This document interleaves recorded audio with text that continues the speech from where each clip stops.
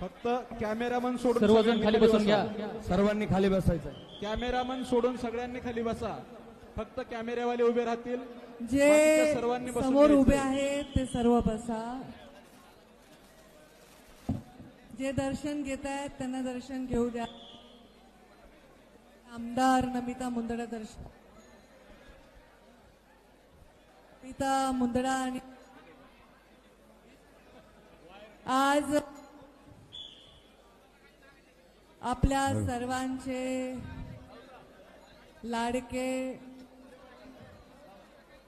लोकनेते, तुमचा नेता आणि पिता मुंडे, तुमचा नेता आणि माझा पिता गोपीनाथ मुंडे साहेब यांचं, खरं तर मला हा शब्द बोलायला आवडत नाही, पण त्यांची आज जयंती आणि मुंडे साहेबांनी जे प्रेम आपल्याला दिलं, जो सन्मान आपल्याला दिला, जो स्वाभिमान आपल्याला दिला, त्याचा वसा आणि वारसा चालवण्याचा विडा मी ते असतानाच उचलला होता.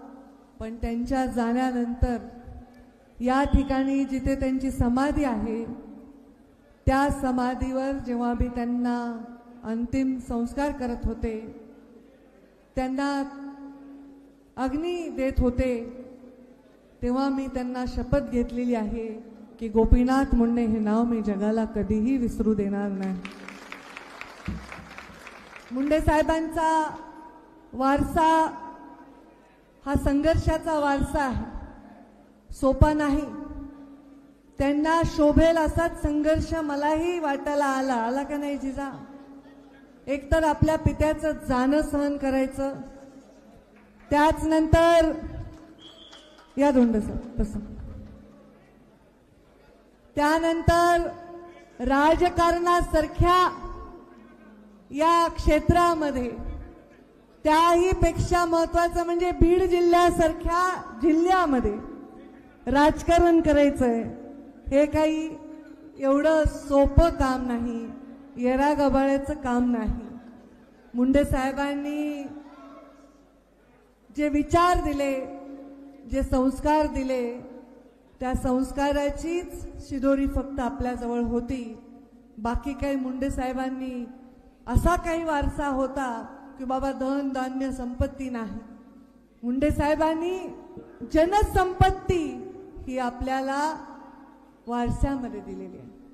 प्रीतमताई मुंडे साहेबांच्या जाण्यानंतर अचानक राजकारणात त्यांना पाऊल ठेवावं लागलं आणि मुंडे साहेबांच्या जाण्यानंतर ताईंनी खासदारकीची निवडणूक लढवली. 10 वर्ष अत्यंत चांगलं काम ताईंनी देशामध्ये नाव होईल असं आपल्या बीड जिल्ह्याचं केलं आणि याचं मला मनापासून कौतुक आहे. ती माझी बहीण आहे म्हणून आहे. राजकारणात जेव्हा मी आमदार होते तेव्हा मुंडे साहेब खासदार होते, नंतर मी आमदार झाले तेव्हा प्रीतमताई खासदार झाल्या, तिसऱ्या वेळी प्रीतमताई खासदार झाल्या, पण मी काय आमदार झाले नाही.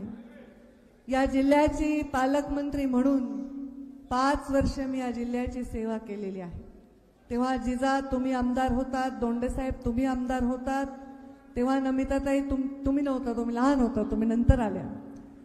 आणि अनेक राज्यामधल्या सगळ्या आमदारांचं एकच म्हणणं असायचं की मुंडे साहेबांनी आम्हाला पहिल्यांदा राजकारणात आणलेलं आहे. आत्ताच माझ्याबरोबर धनुभाऊ पण दर्शन घेऊन गेले. त्यांना पुढे वैद्यनाथाचं दर्शन घ्यायला जायचं होतं आणि ते पुढे गेलेत. खरं तर माझी तब्येत 3 दिवस इतकी खराब होती, मला प्रचंड ताप, प्रचंड अशक्तपणा होता. तब्येतीचा अंदाज घेऊन प्रीतमताई पुढे निघाल्या. प्रवीणजींचा निरोप होता मला, मी त्यांना व्हिडिओवर दाखवलं, बघा माझी काय हालत आहे. आमचा केजचा संदीप पाटील फोन करत होता, मी त्याला व्हॉइस क्लिप पाठवली, अरे बाळा माझी तब्येत बरोबर नाही. तर त्याचं मला मेसेज आला, ताई आमच्या डोळ्यात अश्रू आले, तुमचा आवाज खूप खराब आहे. आत्ता सुद्धा या क्षणाला माझी तब्येत बरोबर नाही, मला ते नाग वेडा काय असते ते झालं. या खांद्यापासून पाठीपासून पूर्ण विळखा आहे. आता बाया गटकडून मिठी मारायल्यात, पाठीवर थापा मारायल्यात, माझ्या अंगाची आग होत होती. पण मला बाबांचं दर्शन घेणं नाही असं कसं होईल. माझ्या श्वासात श्वास असेपर्यंत दसऱ्याला भगवान भक्तीगड आणि गोपीनाथ गडाचं दर्शन 12 डिसेंबर 3 जूनला माझं तर चुकणार नाही. का चुकणार नाही ह्याचं गुढ सांगते. मी साहेबांच्या पोटी जन्म घेतलाय, प्रीतमताईंनी साहेबांच्या पोटी जन्म घेतलाय, पण तुम्ही काही साहेबांच्या पोटी जन्म नाही घेतला ना. हजारो लोकांनी मुंडन केलं होतं साहेब गेल्यावर, हजारो लोकांनी जणू स्वतःचा बाप केलाय. तर त्यांनी जे रक्ताचं नातं निर्माण केलंय ते नातं रक्ताचं आहे, घामाचं आहे, श्रमाचं आहे, परिश्रमाचं आहे, संघर्षाचं आहे, एकमेकांना दिलेल्या.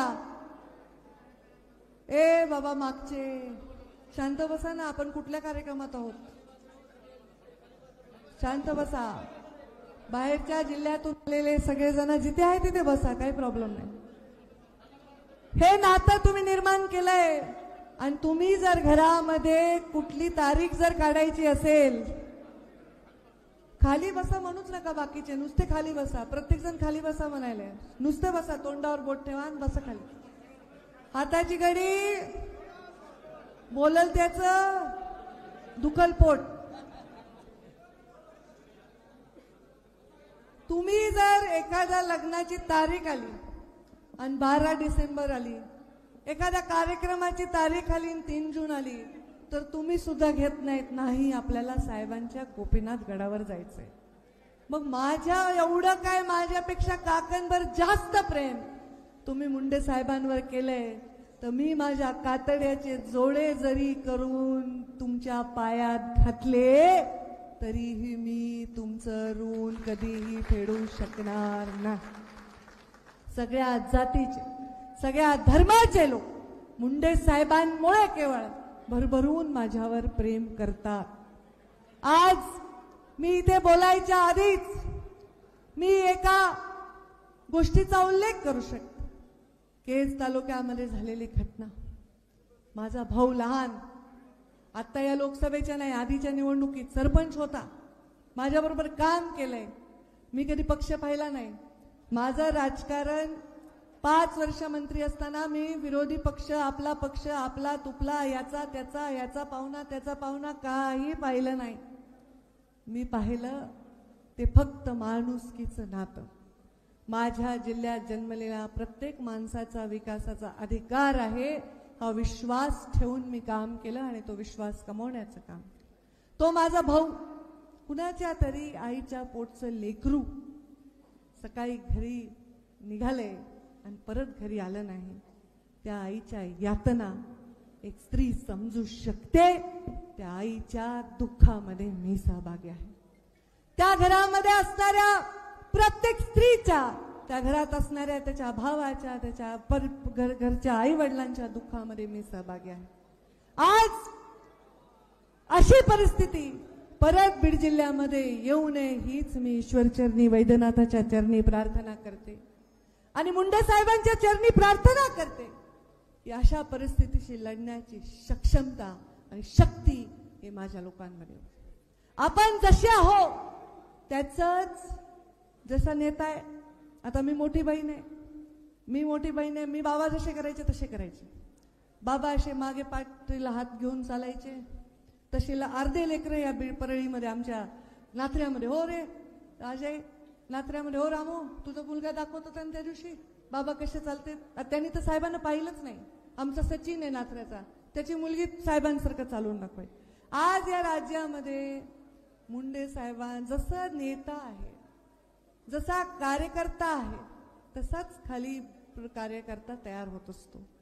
आपल्या कार्यकर्त्यांवर आम्ही आयुष्यामध्ये चांगलेच संस्कार करायचा प्रयत्न केलेला आणि माझ्या कार्यकर्त्यांकडून, माझ्या जवळच्या माणसाकडून कोणालाही नख सुद्धा लागलं नाही पाहिजे ही माझी अपेक्षा. माझ्या लोकसभेनंतर सुद्धा मी आव्हान केलं होतं, मन मोठं ठेवा. निवडणुका येतात आणि जातात. निवडणुकीमध्ये एखादा माणूस आपल्या विरोधात काम केलं म्हणून त्याच्या जीवावर उठायचं काही कारण नाही. पुढच्या निवडणुकीमध्ये बदल होत असतात.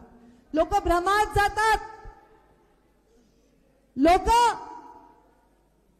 गंभीर विचार करत असतात प्रत्येक गोष्टीचा आणि एखाद्या दिवशी एखादा चकवा येत असतो राजकारणामध्ये. त्या चकव्याला मागे टाकायचंय आणि पुढे जायचंय. मोठं मन, राजासारखं मन ठेवलं पाहिजे आणि मनासारखा राजा लाभला पाहिजे. हे प्रत्येकाचं सोनं करायचंय जीवनामध्ये, हेच आमचं कर्तव्य आहे.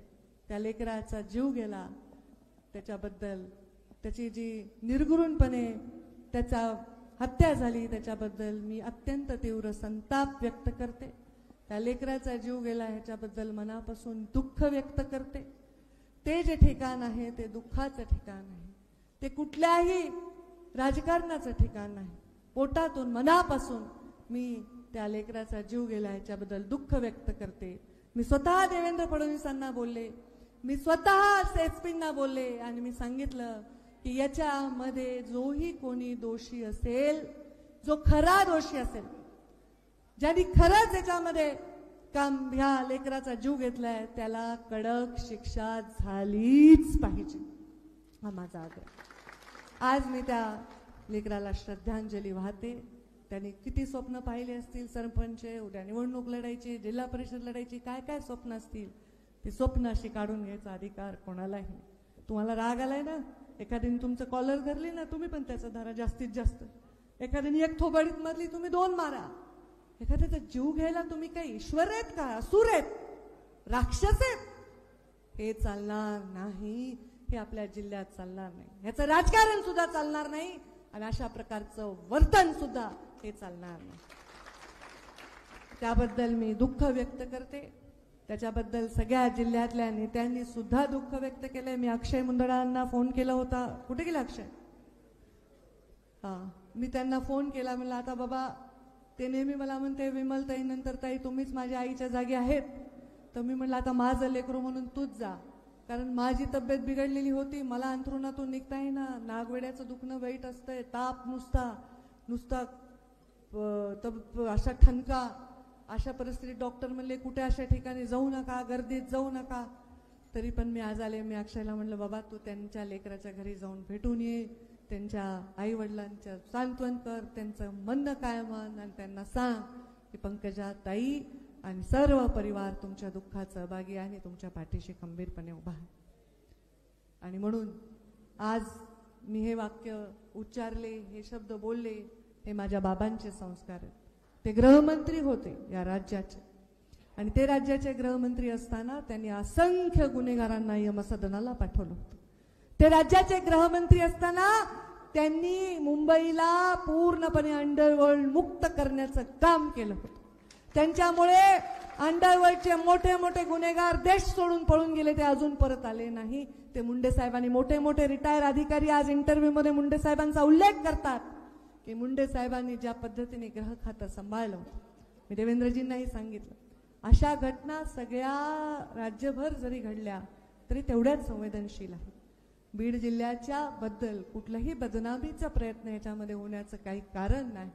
पण मुंडे साहेबांनी गृहमंत्री असताना एकच बघितलं, गुन्हा म्हणजे गुन्हेगार म्हणजे गुन्हेगार, गुन्ह्याला शिक्षा ही झालीच पाहिजे आणि निर्भयपणे आणि कुठल्याही पक्षपातीपणा न करता हे जीवनामध्ये राजकारणामध्ये आपलं पद भूषवलं पाहिजे.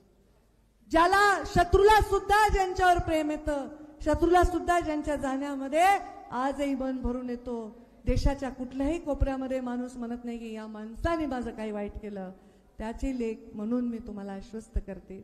आज मी आमदार आहे, जिल्ह्यामध्ये काम करतेय आणि तुमच्या आशीर्वादाने करणारच आहे पुढे.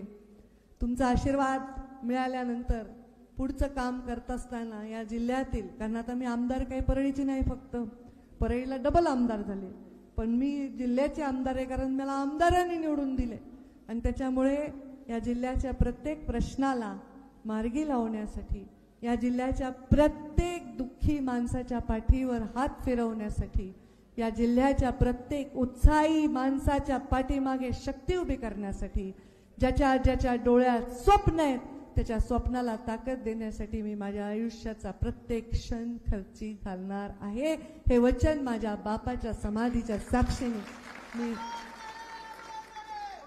तुम्हाला देतो. हा माझा, मी मध्ये मुख्यमंत्र्यांची भेट घेतली, चर्चा केली. मी सांगितलं की हा माझा मराठवाडा हा मागासलेला, हा मागासलेला ह्याचं कारण महत्वाचं म्हणजे भौगोलिक आहे. पाणी नाही माझ्या मराठवाड्याला, सिंचनाचा प्रश्न आहे आणि त्यामुळे शेतकऱ्यांचे प्रश्न आहेत. तर त्यांच्यावर आपण तात्काळ लक्ष देण्याची गरज आहे. त्याचबरोबर या भागामध्ये जास्तीत जास्त उद्योग आणून इथल्या लोकांना आपल्याला रोजगार देण्याची गरज आहे. या भागातल्या स्त्रियांच्या सुद्धा हाताला बळ, आता लाडकी बहीण तर झालीच आहे, पण स्त्रियांना अजून स्वाभिमानाने जगण्याची संधी देण्याची गरज आहे. आणि या सगळ्या गोष्टींवर चर्चा केली. मला पूर्ण विश्वास आहे की ही सगळी स्वप्न जी मराठवाड्यासाठी, महाराष्ट्रासाठी आणि माझ्या या माय माऊली बीड जिल्ह्यासाठी पाहिले ते स्वप्न पूर्ण करण्यासाठी मला नक्कीच योगदान देता यावं. आज 12 डिसेंबर आहे. जंगी कार्यक्रम दरवर्षी असतो. सगळ्या राज्यभरातून लोक येतात, मोठे नेते येतात, मोठे वक्ते येतात. पण मी यावेळी विनंती केली की अत्यंत साध्या पद्धतीने कार्यक्रम करावा. माझी खूप इच्छा होती की या जिल्ह्यामध्ये, मराठवाड्यामध्ये आपल्याला लोकसभेच्या निवडणुकीमध्ये 0 यश मिळालं होतं आणि यावेळी प्रचंड मोठं यश मिळालेलं आहे. म्हणून सर्व लोकप्रतिनिधी जे निवडून आलेत त्या सगळ्यांचा मुख्यमंत्री आणि उपमुख्यमंत्र्यांच्या हस्ते सत्कार इथे मुंडे साहेबांच्या या गडावर करावा अशी माझी इच्छा होती. पण ते काय कळत नव्हतं की शपथविधीची तारीख 12 आहे का 13 आहे. मग म्हटलं आपण सगळ्यांना उगीच इकडे अडचणीत बोलवावं, परत काही बैठक लागली दिल्लीमध्ये, तर हा कार्यक्रम मी राखीव ठेवलेला आहे. मी भविष्यामध्ये करणार आहे. मी राज्यभर प्रचार केला आणि राज्यभर प्रचार करताना मला जे तरुण चेहरे आढळले, जे निवडून आले, त्यांना ईश्वर यश दिलंय, त्यांना संधी मिळावी आणि चांगले राजकारणी घडावे, गुणी राजकारणी घडावे, संस्कारी चांगले राजकारणी घडावे, यासाठी सुद्धा मला योगदान देणं हे माझं मुंडे साहेबांची कन्या म्हणून कर्तव्य. दुसरं कारण, हा कार्यक्रम साध्या पद्धतीने घ्यायचा. या जिल्ह्यामध्ये घडलेल्या घटना आहेत. आता काही अपहरणाची घटना झाली किंवा ही मृत्यू झाला या तरुण पोराचा, त्याच्यामुळे आम्ही ठरवलं अत्यंत साध्या पद्धतीने हा कार्यक्रम घ्यायचा. मी धनुभाऊलाही म्हटलं हे कारण आहे, ते मला योग्य केलं की अशा परिस्थितीमध्ये आपण काही जंगी कार्यक्रम घेणं योग्य नाही, आपल्या जिल्ह्यामध्ये एवढं दुःख झालं असताना, आणि म्हणून अत्यंत साध्या पद्धतीने केलं. तरीही एवढ्या संख्येने तुम्ही आलात.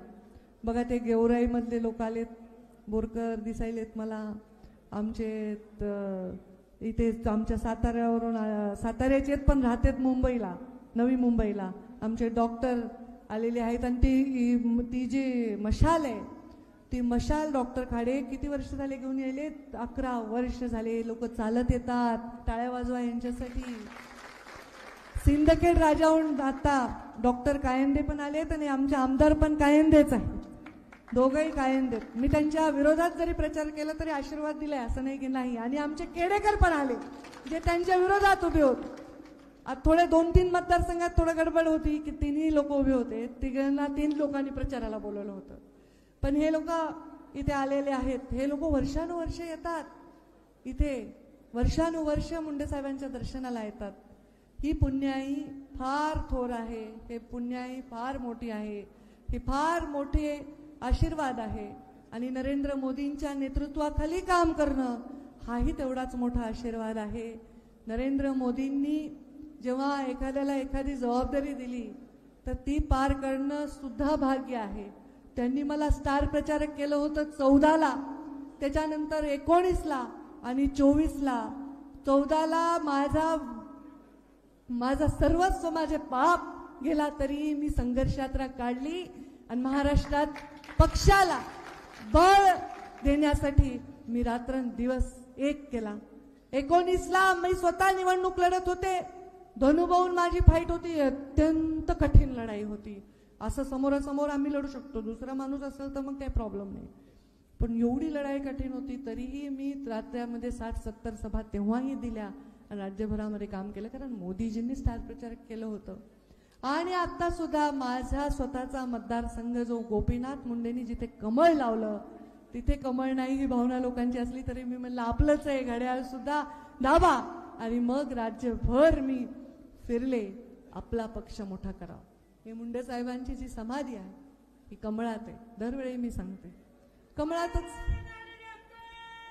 कमळातच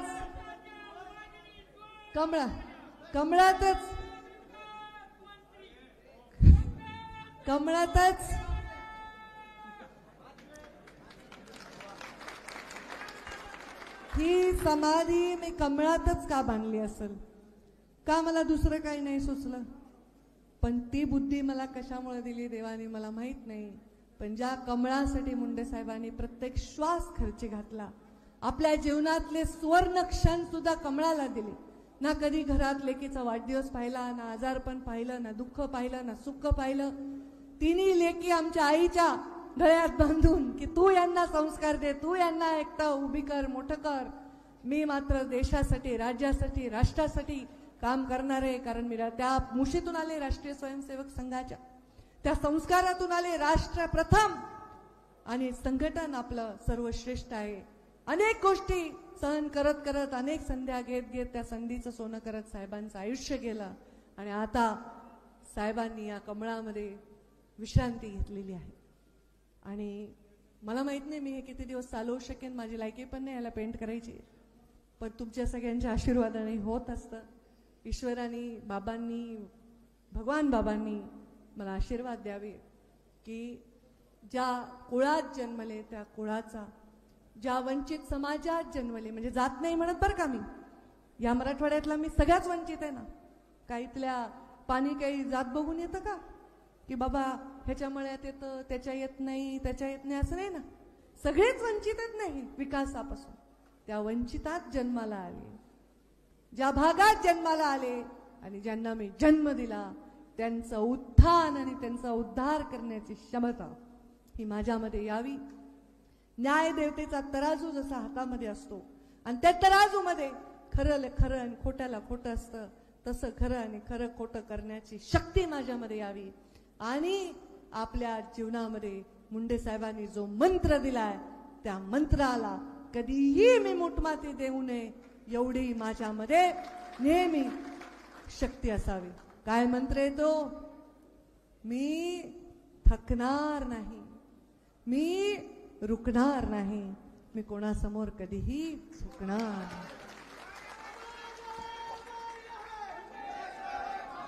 मी उतणार नाही, मी मातणार नाही, मी घेतला वसा टाकणार नाही.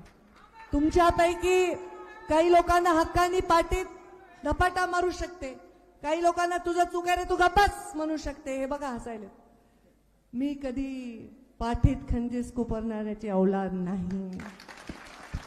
जे आहे ते समोर आहे, जे आहे ते स्पष्ट आहे.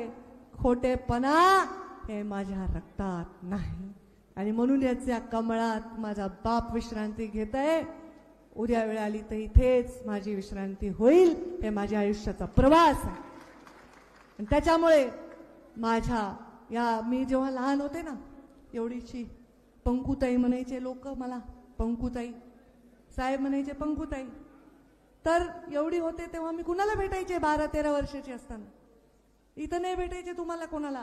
प्रवीणजी बाबा म्हणायचे सुंदरलालजी पटवा आलेत, मी मध्य प्रदेशचा प्रभारी आहे, अर्धा तास गप्पा मार. बाबा म्हणायचे विजयाराजे शिंदे आल्यात, त्यांच्याशी बस चहा पाणी कर. या राज्यामध्ये, या देशामधले मोठे मोठे नेते 12-13 वर्षाचे असताना मी त्यांचा पाहुणचार केलाय. एक संस्कार आहे, एक सज्जनता आहे, एक घरंदाजपणा आहे, खानदानीपणा हे वागण्यामध्ये आपल्या असताना जीवनामध्ये आपण कधीही कुणाचं वाकडं करण्याची गरजच काय जर लोक आपल्या पाठीशी उभे आहेत. आपल्याला यश नाही मिळालं तर लोक जीव देतात. ह्याच्यापेक्षा लोकांचे काय आपल्यावर प्रेम असू शकतं. हे पहा, ज्यांना पद पाहिजे, ज्यांना काहीतरी मिळवायचंय ते मुठभर लोक आहेत, ते इकडे तिकडे करत असतील. पण ही असंख्य जनता, प्रेम करणारी लोक कुठेही जाणार नाही, कुठेही जाणार नाहीत. आणि तुम्ही जोपर्यंत आहेत तोपर्यंत मी आहे. जोपर्यंत माझ्या सभांना ऐकण्यासाठी तुमची एवढी मोठी डोके आहेत तोपर्यंत मी बोलणार. जोपर्यंत तुम्ही ताई या म्हणणार तोपर्यंत मी येणार. जोपर्यंत तुम्ही ताई पाहिजे म्हणणार तोपर्यंत मी असणार. ज्या दिवशी तुम्ही म्हणणार ताई नको, मला तुम्हाला लादणारच नाही. तुम्ही माझ्यावर जे प्रेम केले, माझ्यावर जो जीव दिलाय, त्याच्यामुळे आज मी इथे आहे. तुम्हा सर्वांचे हात जोडून मनापासून आभार मानते. आणि जे इथे आलेत सगळे, आता सगळं इथे खिचडी झाली आहे, सगळेच आलेत, सगळ्यांचे मी स्वागत करते. नमिताताई मुंदडांचे, अक्षय मुंदडांचे